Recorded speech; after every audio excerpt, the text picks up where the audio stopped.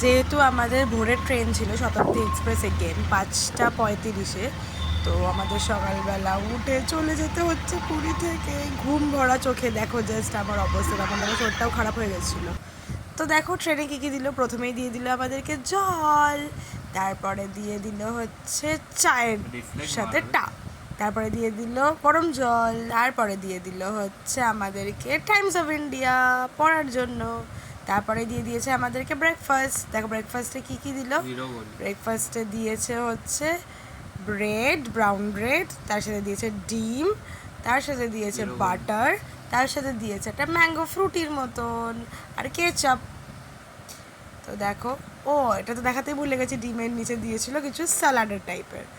তারপরে লাঞ্চও চলে এলো, লাঞ্চে দিয়েছিল সেম চিকেন, ডাল, রাইস, দহি, পরোটা সব মিক্স করে দিয়েছিল। তারপরে দিয়েছিল আইসক্রিম, যেটা সব থেকে বেস্ট পার্ট, আমুলের আইসক্রিম দিয়েছিল তাও। তো দেখো ফাইনালি আমি এখনও বসে বসে এটাই বলছিলাম যে কতক্ষণে বাড়ি যাব আর চলে এসেছি কি না। তো দেখো হাওড়াতে চলে এসেছি, আবার নেক্সট ট্রিপে দেখা হবে এখানে তোমাদের সাথে। তব তক কে লিয়ে বাই বাই। ফাইনালি বাড়ি চলে এসেছি, আর বাড়িতে এসে আমার জীবনের সব থেকে বেশি শান্তি হলো।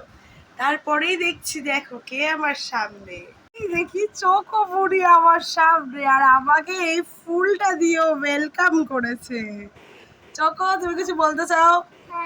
কি বলতে চাও বলো? আমি তো বোনের বাড়ি যাব আর আসবো না বলে আমি ফুলটা দিয়ে দিয়েছিলাম। তাহলে আজকের মতন এতটাই থাক, আবার দেখা হবে নতুন কোনো ইন্টারেস্টিং ব্লগে। তব তক কে লিয়ে বাই বাই।